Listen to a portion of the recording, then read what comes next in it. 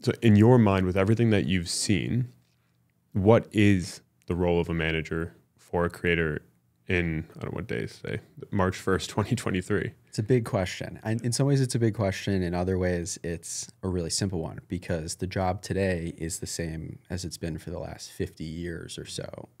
When you look at it through the lens of, management or representation of talent. The first thing I would say is also in that conversation, if you remember, I was hesitant to even come on the podcast. And you got me because a little bit of FOMO. You're going to have some great people on the podcast that I'd love to be associated with. A lot of talented managers out there that you're also talking to. We saw a lot of things eye to eye when it comes to like talent development. How do you build up an artist's career? The types of artists to be highlighting. But the reason why I almost didn't come on the podcast is because historically, representation is a behind the scenes job. Like I started my career in the traditional entertainment business at an agency called WME. Big Hollywood talent agency. If you're not in the industry, you might not know what that is. Ari Emanuel, Michael Ovitz, Steve Golan, agents and managers who are titans in their businesses. But if the listeners of this podcast come purely from the creator business or are just fans of creators, they might not know who those people are. And that's by design, because those people were focused on doing the work for their clients.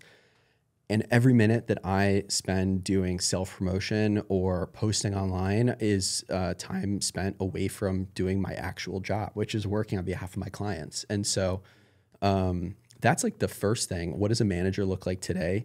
Now incorporates a little bit of self-promotion to my, if we do a good job today, I'll send this link to everybody who asks me in the future, and I'll never have to sit down and do this again, and I'll hide away and just do the work. There's no amount of sort of posting online or talking on a panel that I could possibly do that's going to have a bigger effect for my clients than doing the work for them. And so, the people you'll bring on the podcast, I imagine like these are people who you maybe haven't heard so much about because they're heads down doing the work.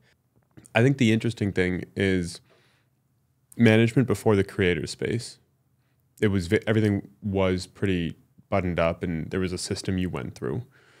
And there was not freedom of, let's call it, speech on the internet, because social media wasn't around. Social media gets invented. Influencers get invented. This whole new wave comes about. And so now there is this level of freedom, which also leads to a level of complexity. Because how do you manage? Who are these right people? Like, they haven't had to go through a system. So are they actually the right people, longevity or not? So for someone like a manager in the creator space, 2023, what are the core elements? You spoke about one being one, you have to be representative of the client. The client is first. Going a level deeper and kind of like spreading that out, what does it mean to represent the client? What are the elements of representation that you see?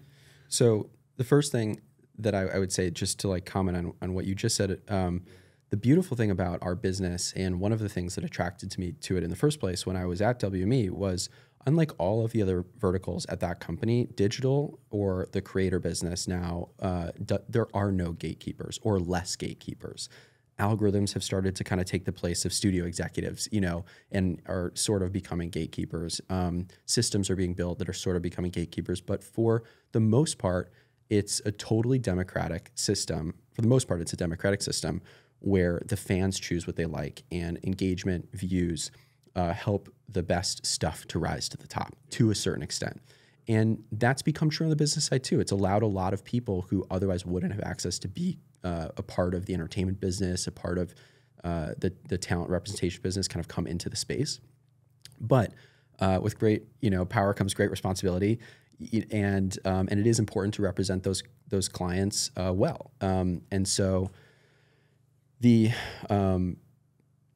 landscape of management is pretty diverse, more so diverse from a standpoint of the type of service that managers are offering relative to the more traditional entertainment business representatives.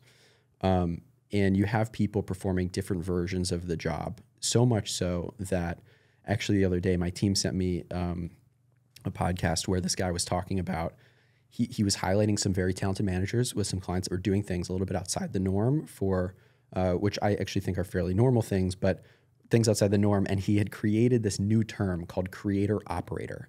But operator is term reserved for somebody who's sort of inside day-to-day on the business, and a manager isn't necessarily that. Really what he was trying to do is say, this is a title for good managers, right? Those managers weren't doing anything that they should be doing. They were just doing the job of manager. So rather than like have a new title for good managers, maybe we should have a title for the different types of managers, right, in the space, or the different types of services that somebody might provide to creators. So today, the management landscape has a lot of management companies and managers who are just doing one part of the job. So to actually answer your question, the way that we work with talent is really in 3 buckets. And without sort of sharing our, you know, without sharing like the internal structure, generally speaking, the way that it is starts with foundational support. So a client comes into, a talent becomes a client, and we're providing day-to-day support with very basic infrastructural things. We have group chats with our clients. We have shared email addresses with our clients. We're helping them to field, discuss opportunities. We help expand their team. We have relationships with lawyers, business managers, editors, and digital rights management companies, anybody that a creator might want to add to their team in order to help professionalize their operation or scale their operation. We have relationships there. We have relationships with social media platforms directly. We can put our client on the phone with any social media company, you know, in the business. Social strategy to the extent that we want, to the extent that they want it. Our clients are the ones with their hands on the wheel, foot on the gas. They know their content better than anybody, but we are talking to the social platforms. We are analyzing trends and have an understanding of best practices. And so we lean into those conversations to the extent that clients want it. Everybody's different. And we help with basic things like invoicing deals, making sure they get paid, chasing down payments, cutting checks to their lawyers, things like that.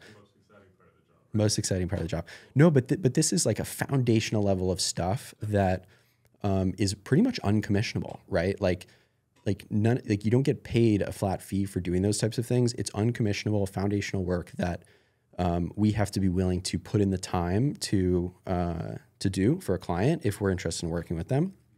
That includes even things like making sure they get invited to like VidCon and like being there on site, like handing them a bottle of water, like being their buddy on site, making sure they get places okay, whatever. So that's a job that has always been a part of management in the traditional businesses. But today, in a landscape where managers operate at such scale, where they have so many clients, that where there isn't that level of relationship or service, they just physically can't provide that at scale.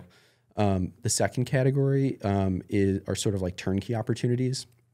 These are things that already exist in the creator business. There are companies set up to work with creators that that we know and have access to and have worked with before and have pre-vetted. So if a client wants to do something like launch merchandise, or they need a podcast network, or they need a digital rights management company, I kind of put that in the earlier category, but it falls here too. These are things that we consider like partnerships. For any like partnership that our client wants to enter into with a company in the creator business, we will know 5 options. And we will call those companies, see who's most interested. We'll maybe get 3 companies that are interested. We'll set meetings for our clients. Our clients will choose the one they like best. And then we'll put together a partnership that is like where the terms are best in class. They're not going to get a better partnership, you know, from any, you know, other management company. Those are turnkey things, oftentimes include near-term revenue opportunities like brand partnerships, right? Like brand agencies are set up to work with creators already, and we know a ton of them. The third category, and this is where a lot of management companies really won't focus, and I encourage any talent to ask their manager about this category because it's the hardest and it takes the most amount of time. That's like what we call the projects category. So the purpose of projects are partnerships are for the most part set up to service what the creators already, or fit into what the creators already doing and monetize what the creators already doing. But the projects category, the intention is to work on something that may or may not ever happen, right? They're moonshot projects that require typically an outside partner with outside marketing, outside financing, and the goal is to build something that's ultimately going to take them to a whole new audience. The moonshot is the thing that is going to help ensure that they have a long-term career. So Those things include selling television shows, helping clients launch books, licensed merchandise collections, launching an original podcast from the start, launching a card game or tabletop game. These are things that take a lot of time, a lot of energy, and may never see the light of day and may never earn a dime. And so we may never earn back, you know, like our commission on it. But if the client doesn't have that vision, that long-term vision, it's just straight up not as exciting for us, because we work with creators who we want to work with. You know, we see the talent, we want to work with them over the course of a really long period of time. So they have to have that long-term vision. To come back to an earlier point about this sort of distinction between the types of service that management companies offer, what I'm describing isn't really that novel or crazy or great. Like, that's just the basic level of service that a manager is supposed to provide. And so if somebody is providing any one of those services individually, that's great. And not every talent needs the suite of services that I'm talking about. Yeah. But that's not really a manager. So if somebody's just providing brand partnership opportunities to talent, I would categorize that role as like creator partnership sales, right? Like that's a salesperson. Sure. If somebody is like just focused on helping them with like media strategy, getting to events, press, like that's a publicist. Yeah. And our clients do have publicists. Sure. For example, if they're just helping a creator sell their first book, that's a literary agent, right? And we work with literary agents. But if somebody's just doing one of those things, or I should say that a manager should be able to support the suite of things and find partners across the suite of things. You and I both share this love for the artist and want to empower the artist and like see where the artist can go. And a big part of that for me, when I hear of management, is, oh, the artist is going to be incredible if they can just continuously stay in their pocket. Like the more you can strip away from them that can be supported by someone else who's better at it, the more they can sit in their pocket, so-called, and the more they can just continuously rise. And so what's really cool to hear about the way that you've broken this out is, here's the foundational stuff so that you can continue to sit in your pocket. Second thing are these partnerships, brand deals per se. Oh, here's something that allows you to keep doing what you love. So call that survival capital. Yeah. And then the third piece is, because you have the survival capital and because you can sit in your pocket, now we can take massive swings. And if the swing doesn't work out, you know that's okay, because survival capital plus team that's going to support you. I was listening to Bryan Cranston's autobiography, and the advice his dad gave him from the jump was, do what you love, go at it with the utmost passion, but keep a level of survival capital so that your passion never has to be interrupted with the thing that you love. Because if it does, then you get burnout and you're doing it for someone else, and then like life falls apart, and then you have this whole like rebirth, and maybe you go on like spiritual journeys or whatever. But in this way, what he was able to do is keep a strong foundation of capital or money coming in, kept doing what he loved until the point where it was like, oh, no, I'm at a place now where I've developed, people respect me, I'm getting good opportunities. Cool, let's flip the switch. This is now the full-time thing. It's funny that it's such dad advice, but it's so true. It's so true. And like, I am honestly, I find myself feeling like a parent in a lot of ways. Yeah, you know? Yeah. But, you know, because it's the same type of thing that, you know, that I would say to a client. But you know, we don't sign a client and then say, let's go write a book. Most, like 9 times out of 10. Yeah. The first thing that we'll oftentimes work on is building up what you're calling the survival capital. A creator will come to us with an incredible ability in some art form. Most common on our roster is probably animation/illustration and comedy. They'll be incredible at the thing that they do. And they'll have built a community on a platform or two that is sustainable and has reached a certain scale, and they need a little bit of help in some area or another. Every creator's business is different.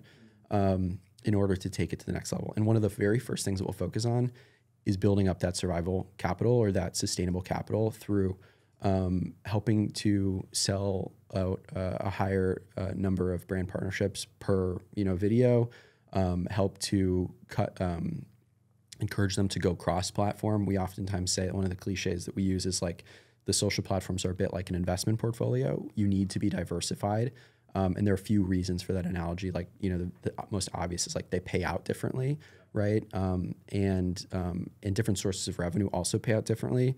Brand partnerships are net 30, sometimes can feel like net 100. AdSense is fairly consistent, but maybe lower than a brand partnership. So, we're kind of building out this portfolio of revenue for clients, both on the platform they're on, sort of optimizing it, as well as helping them to expand to other platforms and open up other near-term revenue streams first. And that's oftentimes one of the first things we'll do. And we'll do it sometimes through that first bucket of things, like hiring their first editor. And then we get crazy, down the line. So, yeah. Well, interesting you talk about, right, like foundations, then you get crazy. And knowing that you come from the traditional entertainment world, specifically the agency of WME, I think when you pre the creator space, and this is something that like I've been looking into so much lately, is the idea that when an artist or an actor, when someone popped, they were ready to pop. It's, I got you in a room, we got you writing with people, performing on stage, trying out different stuff, changing your look until you and I, as manager or record label or anyone else in the space, literary agent, believed that you were ready to go. Now we'll put fuel on you. Now we'll get the PR in. Now we'll get you the opportunities. And then it's the whole saying, like it takes 4 years to be an overnight success. But I think the tough thing in the creator space now, which is why I think management is such an interesting conversation, is you've seen this ridiculous explosion where someone can just come in and be like, oh, well, wow, Nate, you're growing at a ridiculous rate. Let us just help you better optimize your brand deals, or let us help you take care of that business, which can then maybe take away focus from like what is the core of supporting talent in a world where blowing up every other day on TikTok or YouTube Shorts is the norm. I think the reason for this sort of third category of service, the reason why it's so important to us is because, to your point, once again, what's great about our business is anybody can build success on their own. All of our clients are entrepreneurs. They're artists, but they're also entrepreneurs. And they've built a certain level of success before ever coming to us. And we have to be respectful of that. A lot of the success that can be built on your own as a creator exists within a certain niche and community. The irony of the difference between digital and like digital entertainment in Hollywood is like, one of my favorite shows is Game of Thrones, for example. I would never buy a Kit Harington t-shirt. I'd buy a Game of Thrones t-shirt. I'd never buy a Kit Harington t-shirt. Yeah. So then you're not a real fan. So yeah, I guess I'm not a real Kit fan. Sorry, Kit. But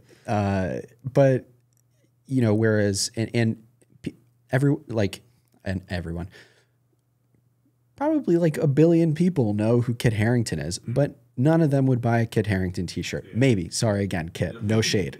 But one of our clients who maybe has 1 million subscribers, maybe 1 million people, it's not usually 100% conversion, but let's say 1% of that audience buys that t-shirt. That's still 10,000 more people that bought a t-shirt than a Kit Harington t-shirt. And it's because the creator exists within a very specific niche that's highly potent. And that can be built alone. Like that can be built as a creator alone. You might not get the best margins on your merchandise deal. You might not have the best partner. So like your merch might get screwed up. Fans might get the wrong thing. Like if you're not using the right partner, but like you can do it alone. There are self-service, tools. Now, if that creator wants to expand beyond that niche, they're going to need to do something that's different from the other creators that are out there in their space, because anybody can just start commenting on things on YouTube, right? Not every, and become a comedian on YouTube. Not every comedian on YouTube is going on tour. Not every comedian on YouTube is meeting with production companies to try to sell a television show. And those are the things that are ultimately going to separate that comedian outside of the niche of whatever that person's doing on YouTube. It brings me to this idea of like where we are today in the media landscape. Yes, anyone can become a creator, and that's what this world is built on. 2 years ago, I think it was like $5 billion into the creator space to build companies out of it. So massive, huge. And TikTok and everyone that's followed TikTok has allowed creators or anyone to become a creator and pop off so quickly. But by popping off so quickly, it's almost like, and it'd be interesting to hear your perspective, it feels like that's more entertainment than it actually is like connection with an individual. And in that way, where we're going and how people see creators, to your point, like how do you differentiate? How do you really cross over? How do you be something for the long term? Is a question I'm asking myself all the time. I don't manage talent, but I'm asking myself all the time over the next 5 to 10 years. What do you think the impact of short form, algorithmically driven content to explode this supposed creator space has on, I'd even go the management side, when you're trying to evaluate who do we work with? Are they the right people? Are they part of our ethos? There's sort of a duality there because both are important. The community is important. The scale that short form can provide, as you're referencing, is really important. In some cases, what we find is a creator who's exploded because of short form content, quick bites. They have a couple viral videos. You sort of have to go backwards and build a community. If it's just a quick meme, it can be hard to go back and build a community around that fleeting moment or fleeting joke. If the joke was the result of, to your point about it takes 4 years to be an overnight success, if that viral joke was the result of years of comedic training and writing and that creator honing their craft, then you can go backwards because what'll happen is those fans will find the old stuff and hopefully a percentage of them will join you on your journey as you continue to make good new stuff. The impact on the management landscape, I think, has really exacerbated the issue of short-term management relationships.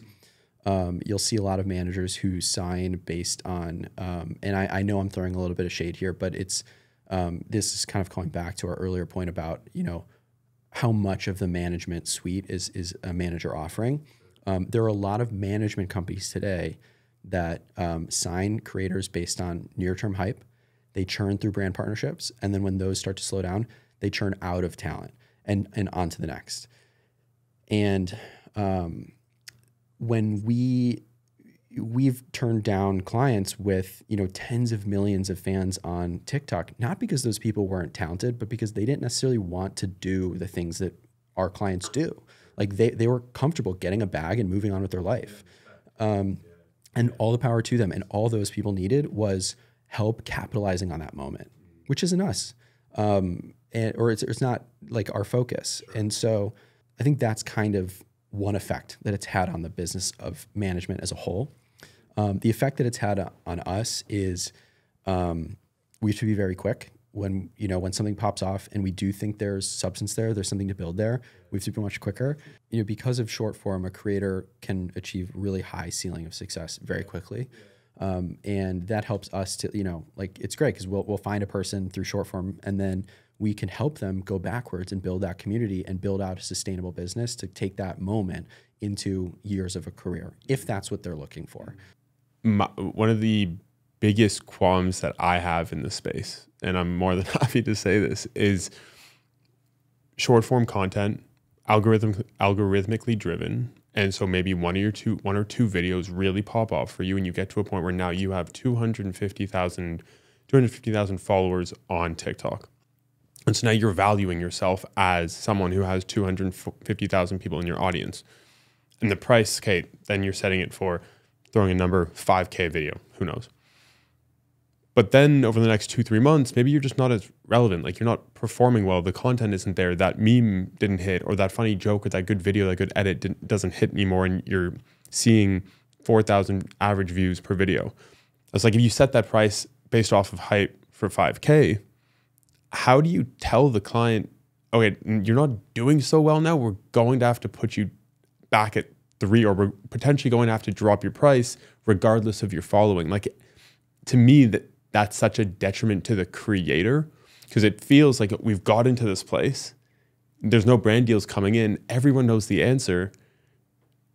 And then to say, but well, you know what, let's actually pull you back. I think it has to do a lot with transparency with the talent. And a manager should be able to have a conversation with the talent around how partnerships are priced and how just generally things in the business are priced. And so there are awareness-based campaigns, there are conversion-based campaigns, people model things off of CPMs, people model things. So like in a similar scenario, the client should understand why why the manager was able to sell at such a high rate before, and why they might not be able to now. And if you're able to have that open conversation, I think it's okay. The other thing a client should understand if you're having this dialogue is the way that brands spend on the different platforms is different. Sure. So TikTok and Instagram tends to be a little bit more trend-based and hype-based in the way that brands spend. They're capitalizing on a moment. They're spending on a creator that they might never spend with again because it has to do with a very specific fit to the campaign or to the metric that they're looking to, or the KPI that they're trying to hit. Whereas on YouTube, a brand is looking at it a little bit more like long-term media buying. And if somebody's overly leveraged on TikTok, you're naturally going to see those ups and downs. Sure. And the client should know that and be aware of that. And that should actually be a part of the conversation in encouraging them to spread from TikTok to other platforms, not ignore TikTok, but like we were saying before, kind of build out that portfolio of platforms. Yeah. So on that point, something that I think is fascinating about the clients that you work with and the makeup of odd projects is you have your human side and then you have your animated side. And the human side, every single one of those creators in my eyes, and you can see this in comments and you can see this as just a way that traditional media views them. They see them as authorities in their space. Like they're spokespeople that people will actually want to sit and listen to. In my view, it's like that almost goes, that's the risk that that mitigates all the risk of price jumping up, jumping down. Where's your audience? Where isn't it? Because you're buying into you're truly buying into the human compared to buying into like the situation at time and place. I'm interested as someone who is leading this management company. Is the authority, is that spokesperson mentality something you're looking for? No, I think if our company was more leveraged, so certain companies really try to hit a lot of different content verticals, and I'm going to come back to actually answering your question. There are a lot of companies in the management space that are set up to hit a lot of the different content verticals, and they want to represent, the authority on outdoor, the authority on beauty, the authority on automobile, the authority on pets. And the reason is partially what you're talking about. They want to capitalize on all the brand partnerships that come into all those different verticals. For us, this is a little bit besides the point, but we are trying to be we're trying to curate a very specific sort of type of client roster and draw synergies between those types of clients as opposed to trying to just manage a section of the entire market. But the way in which that affects your question is we're not really concerned with trying to represent the authority in each category.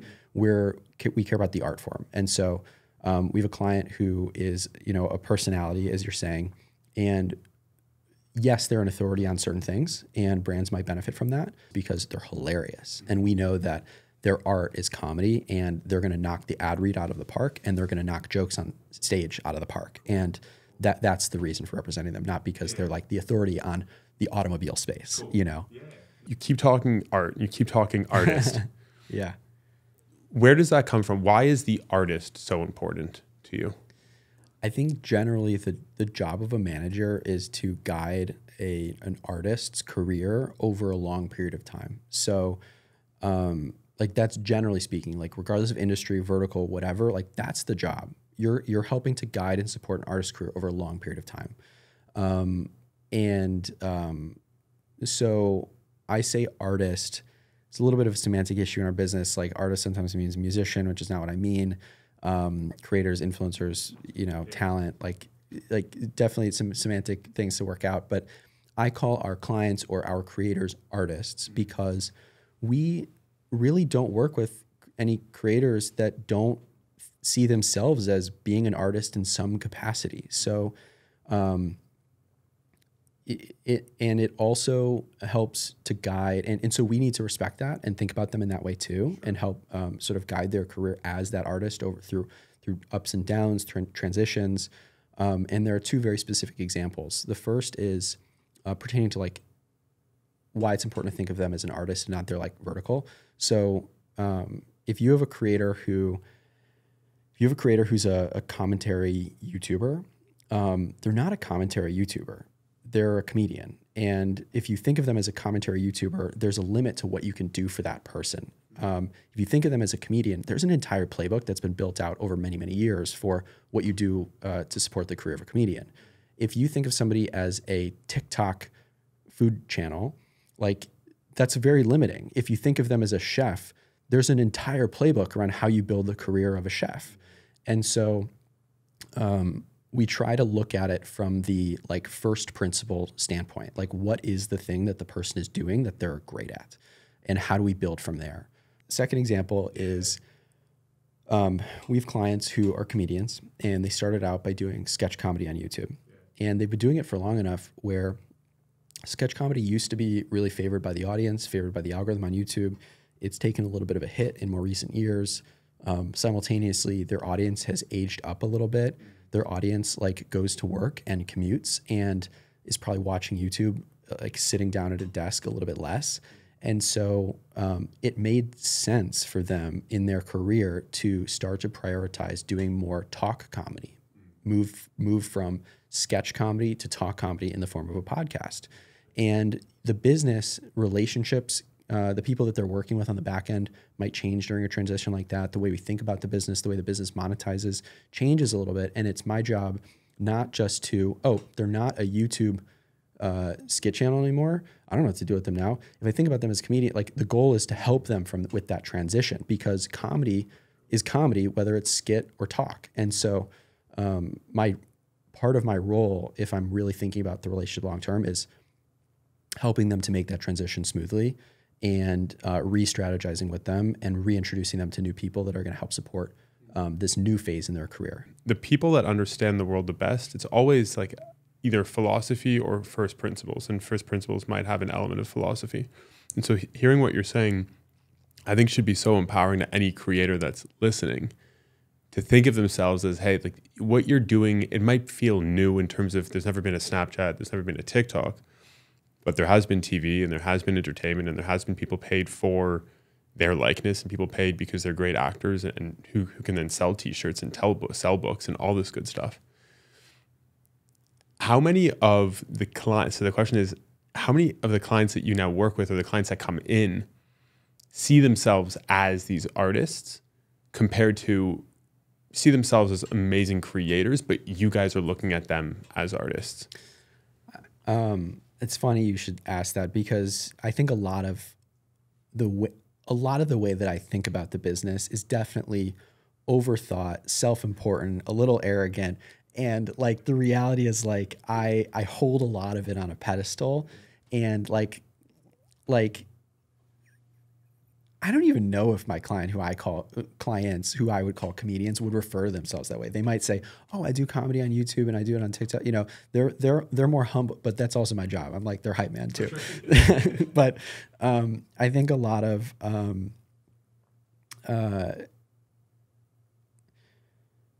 I think most clients, you know, if I'm being honest, like most clients think of themselves as creators and attached to the platforms that they're working on, and then we encourage them over time. You're really great. You should do more. Like a lot of our clients are very humble, and I think I'm lucky in that way. Because you're not at all, right? I'm not at all. No, I actually am. I just, when I'm in, you know. Joking, you're good.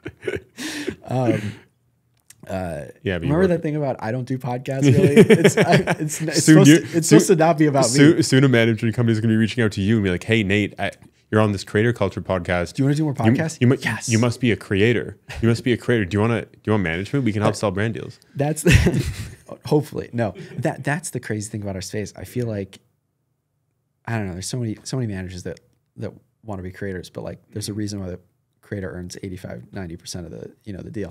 But but quickly to that, what's really interesting there, and I think, and I fall into that bucket because I've teetered to be like, do I want to go management sometime in my career? Do I not?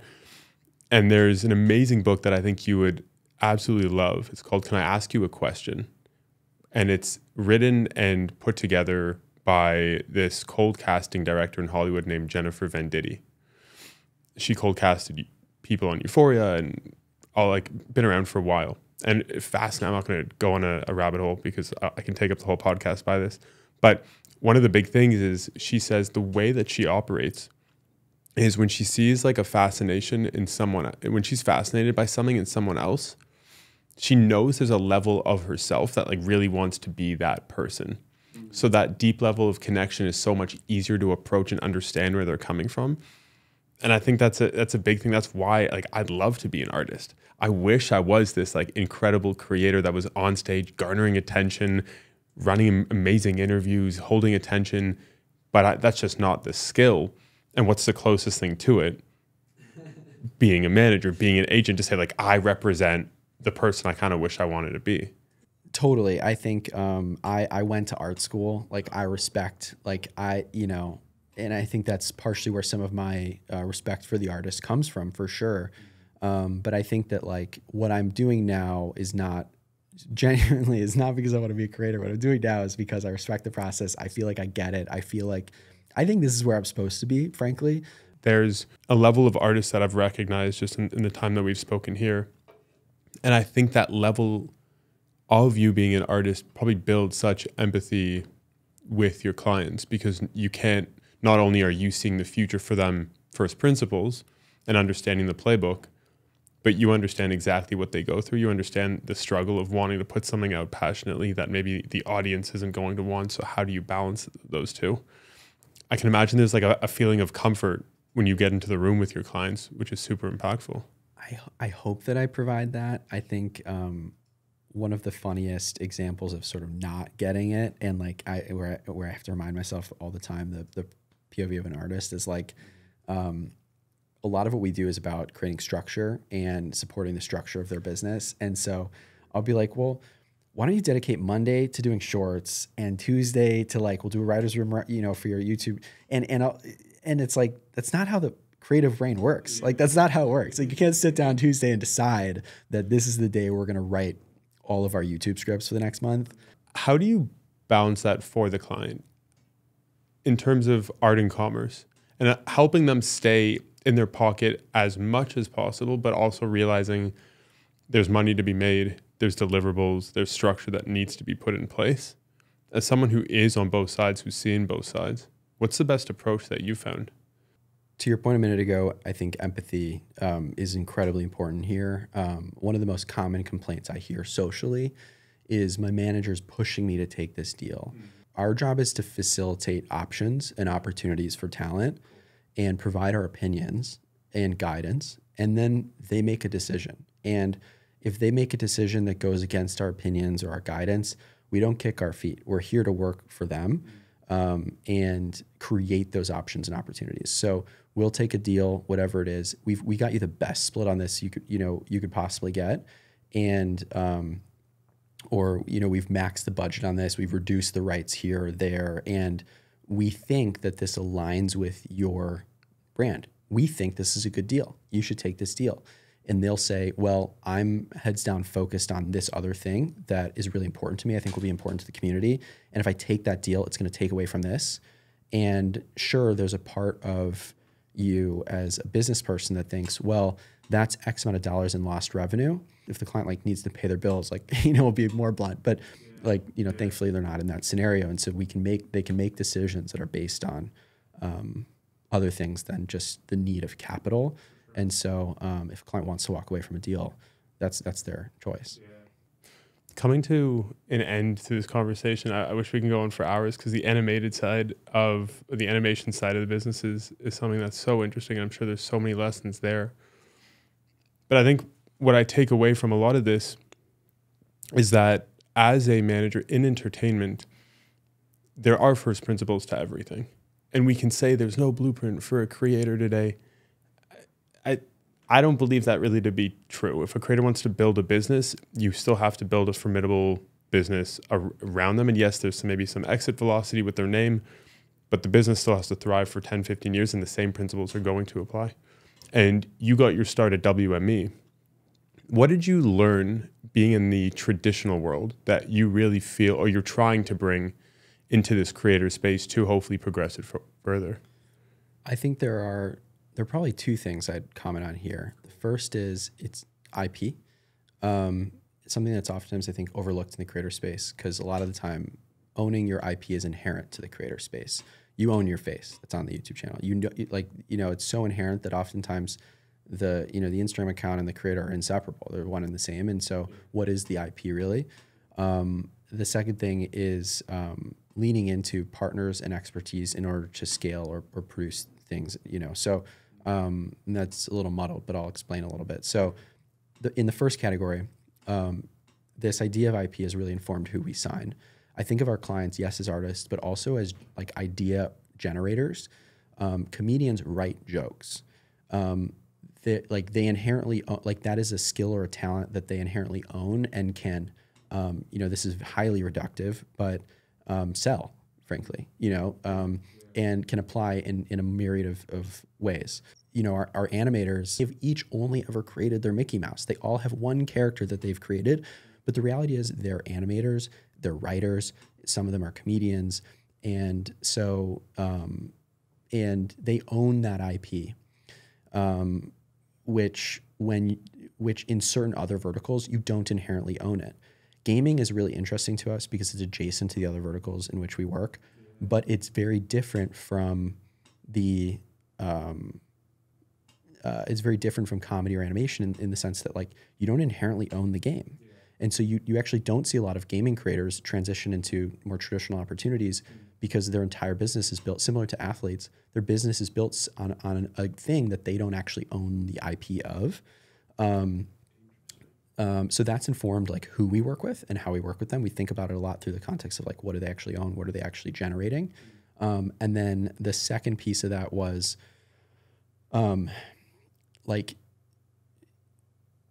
once again, what's so incredible about our space is anybody can make anything and build a community and scale it to a certain extent. Yeah.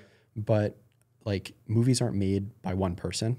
Television shows aren't made by one person. Books aren't even written and distributed by one person. Sure, there's the author, but like it takes a team to do things at scale and of significant value, of outsized value, and to reach outside of it, of that digital community. And so we don't shy away from meeting with, learning, meeting with people in other industries, learning the ropes and finding our client the best possible partners in each category. And I think it's so important to know that like, you just can't, like, it's impossible to do it alone. Yeah. IP and building a team.